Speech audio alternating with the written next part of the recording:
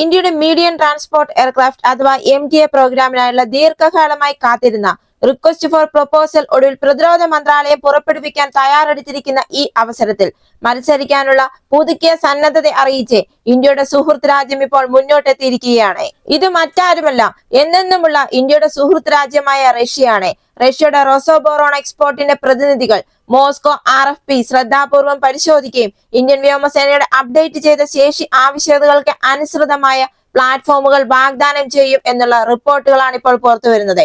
Engine തിരഞ്ഞെടുപ്പ്, design സമയക്രമം, പ്രകടന പ്രതീക്ഷകൾ എന്നിവയെക്കുറിച്ചുള്ള അഭിപ്രായ വ്യത്യാസങ്ങൾ കാരണം ഇന്ത്യയും റഷ്യയും തമ്മിലുള്ള MTA 214 പ്രോഗ്രാം വർഷങ്ങൾക്ക് മുൻപേ തകർന്നിരുന്നു. എന്നാൽ ഇന്ത്യ ഇപ്പോൾ ഈ പ്രോഗ്രാമിന് വേണ്ടിയിട്ടുള്ള ഒരു തുറന്ന ടെൻഡറുമായി മുന്നോട്ടെത്തിയിരിക്കുകയാണ്.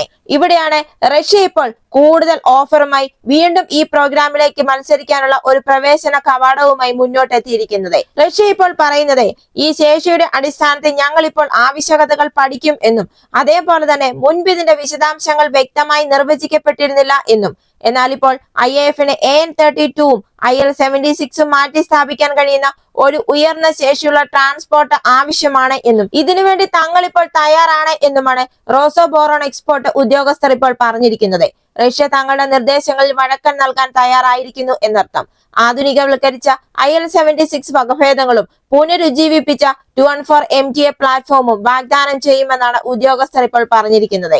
യൂറോപ്പിന്റെ എയർബസ്, ലോഹിഡ് മാർട്ടിന്റെ C-130J സൂപ്പർ ഹെർക്കുലിസ്, അതേപോലെ തന്നെ എംബ്രയർ എന്നിവയ്ക്കെതിരെയാണ് RFP റോസോബോറോൺ എക്സ്പോർട്ടിനെ മത്സരിപ്പിക്കുന്നത്.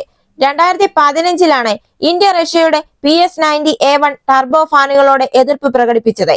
അതായത് വിശ്വാസ്യതയ്ക്കും ഡയഗ്നോസ്റ്റിക്സിനും വേണ്ടി CFMന്റെ CFM56 അല്ലെങ്കിൽ IA-യുടെ B2500 പോലുള്ള വെസ്റ്റേൺ FADS സജ്ജീകരിച്ച പവർ പ്ലാന്റുകൾ വേണമെന്നാണ് IAF നിർബന്ധിച്ചത്. $2.5 ബില്യൺ MMRCAയുടെ തൊട്ടടുത്തുള്ള ഇടപാട് ഒഴിവാക്കി എഞ്ചിനുകളിൽ FAD സിസ്റ്റം വേണമെന്നായിരുന്നു ഇന്ത്യയുടെ നിർബന്ധം. എന്നാൽ റഷ്യയുടെ PS-90A1 ടർബോ ഫാനുകൾക്ക് ഇതില്ലായിരുന്നു. എന്നാൽ ഇപ്പോൾ റഷ്യ വികസിപ്പിച്ചെടുത്തിരിക്കുന്ന PD-14M ഇതിലേക്ക് വന്നാൽ 2023 അനാച്ഛാദനം ചെയ്ത UEACയുടെ FADC ഘടിപ്പിച്ച അത്ഭുതം, 18 ടൺ ത്രസ്റ്റ്, 15% മികച്ച ഇന്ധന ജ്വലനം, 10,000 മണിക്കൂർ ഓവറോൾ ഇടവേള എന്നിവയോടെ PS-90ന്റെ ഹൈഡ്രോ മെക്കാനിക്കൽ നിയന്ത്രണങ്ങളിൽ നിന്ന് വളരെ അകലെയാണ് ഇത്. ഈ എഞ്ചിനാണ് ഇപ്പോൾ റഷ്യ ഇന്ത്യക്ക് വേണ്ടി വാഗ്ദാനം ചെയ്തിരിക്കുന്നത്. ഇന്ത്യൻ ടെസ്റ്റ് ബെഡുകളുമായി സുഗമമായ സംയോജനവും സ്വകാര്യ സ്ഥാപനങ്ങളിൽ സഹ ഉൽപാദനവുമാണ് റഷ്യ ഇപ്പോൾ വാഗ്ദാനം ചെയ്തിരിക്കുന്നത്. റഷ്യ ഇപ്പോൾ ഓഫർ ചെയ്തിരിക്കുന്ന PD-14M എഞ്ചിൻ എന്ന് പറയുന്നത് PD-14 ഹൈ ബൈപാസ് ടർബോഫാൻ എഞ്ചിന്റെ വേരിയന്റ് ആണ്. വിപുലീകൃത ശ്രേണിയിലുള്ള യാക്കോലെവ് MC-21-400 എയർലൈനർ വേരിയന്റിന് ശക്തി പകരുന്നതിനായി വികസിപ്പിച്ചെടുത്തതാണ് ഈ എഞ്ചിൻ. അതേപോലെ മറ്റൊന്നാണ് ഇന്ത്യയുടെ പ്രതിരോധ ഗവേഷണ വികസന സംഘടനയുടെ പ്രൊജക്ട് കുഷ പ്രോഗ്രാം. അതായത് ഈ പ്രൊജക്ട് കുഷ എന്നറിയപ്പെടുന്ന അത്യാധുനിക വ്യോമ പ്രതിരോധ സംവിധാനമാണ് ഇന്ത്യ ഇപ്പോൾ സജീവമായി വികസിപ്പിച്ചുകൊണ്ടിരിക്കുന്നത്. വിശാലമായ വ്യോമ ഭീഷണികളെ നേരിടാൻ കഴിവുള്ള ഒരു ദീർഘദൂര ഉപരിതല വിമാന ശൃംഖലയായിട്ടാണ് ഈ തദ്ദേശീയ സംവിധാനം രൂപകൽപ്പന ചെയ്തിരിക്കുന്നത്. സ്റ്റെൽത്ത് എയർക്രാഫ്റ്റുകൾ, ഡ്രോണുകൾ, ക്രൂയിസ് മിസൈലുകൾ, പ്രത്യേകിച്ച് ഇന്റർമീഡിയറ്റ് റേഞ്ച് ബാലിസ്റ്റിക് മിസൈലുകൾ ഉൾപ്പെടെയുള്ള അത്യാധുനിക ലക്ഷ്യങ്ങൾ കണ്ടെത്തി നശിപ്പിക്കുക എന്നതാണ് ഈ പ്രൊജക്ട് കുഷയുടെ പ്രാഥമിക ലക്ഷ്യം തന്നെ. അതേപോലെ തന്നെ സെക്കൻഡിൽ 4 കിലോമീറ്റർ വരെ, അതായത് ഏകദേശം മാക് 12 റീ എൻട്രി വേഗതയിൽ സഞ്ചരിക്കുന്ന 2500 മുതൽ 3000 കിലോമീറ്റർ അകലെ നിന്ന് തൊടുത്തുവിടുന്ന ഭീഷണികളെ തടയുന്നതിനാണ് ഈ സംവിധാനം രൂപകൽപ്പന ചെയ്തിരിക്കുന്നത്. ഇപ്പോൾ 4 കിലോമീറ്റർ സെക്കൻഡിൽ 4 കിലോമീറ്റർ വേഗതയിലുള്ള IRBM, അതായത് ഈ സ്റ്റെൽത്ത് ഇൻട്രൂട്ടർമാരെ നേരിടാൻ വേണ്ടി പ്രൊജക്ട് കുഷയ്ക്ക് കീഴിൽ 350 kilometre range M3 missile DRDO ഇപ്പോൾ വികസിപ്പിച്ചുകൊണ്ടിരിക്കുകയാണ്. പ്രൊജക്ട് കുഷയ്ക്ക് കീഴിൽ വികസിപ്പിച്ചുകൊണ്ടിരിക്കുന്ന മിസൈലുകൾക്ക് വിവിധ ദൂരങ്ങളിലുള്ള ലക്ഷ്യങ്ങളെ തകർക്കാൻ കഴിയും. ഹ്രസ്വദൂരം, ദീർഘദൂരം എന്നിങ്ങനെ. ഹ്രസ്വദൂരമാവട്ടെ 120 കിലോമീറ്റർ വേഗതയിൽ താഴ്ന്നു പറക്കുന്ന അല്ലെങ്കിൽ ഒളിഞ്ഞു നിൽക്കുന്ന ലക്ഷ്യങ്ങളെ വേഗത്തിൽ ആക്രമിക്കാൻ ഇതിന് കഴിയും.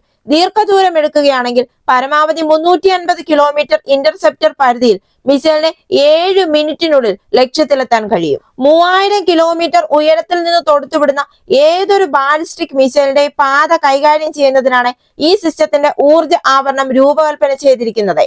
അതായത് ഇതിലുള്ളത് ശക്തമായ ഒരു dual pulse solid rocket motor ആണ്. ഇത് കൃത്യമായ ഒരു ഇന്റർസെപ്റ്റ് ഉറപ്പാക്കാൻ വേണ്ടി മിസൈലിന്റെ പറക്കലിന്റെ മധ്യത്തിൽ തന്നെ അതിന്റെ ഗതി ക്രമീകരിക്കാൻ സാധിക്കും.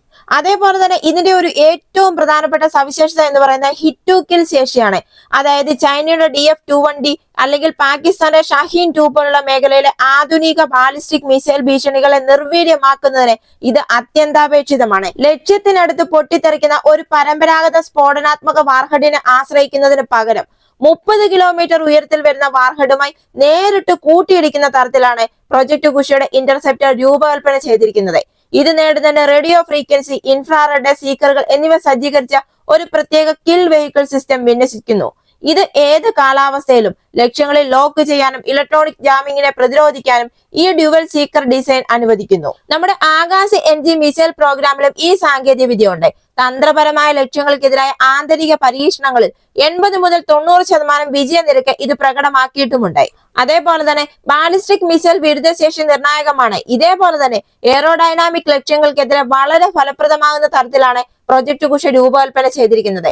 സ്റ്റെൽത്ത് ഫൈറ്റർ ജെറ്റുകൾ, സൂപ്പർസോണിക് ക്രൂയിസ് മിസൈലുകൾ, ഹൈപ്പർസോണിക് ഗ്ലൈഡ് വാഹനങ്ങൾ, ഈ ഭീഷണികൾക്കായി 350 കിലോമീറ്റർ രക്ഷപ്പെടാനാവാത്ത മേഖലയാണ് ഈ സംവിധാനം സൃഷ്ടിക്കുന്നത്. ഈ മിസൈലിന്റെ ഏറ്റവും ദൈർഘ്യമേറിയ പതിപ്പായ M3 വേരിയന്റ് ഇന്ത്യയുടെ വിശാലമായ വ്യോമ പ്രതിരോധ ശൃംഖലയുമായി സംയോജിപ്പിക്കും.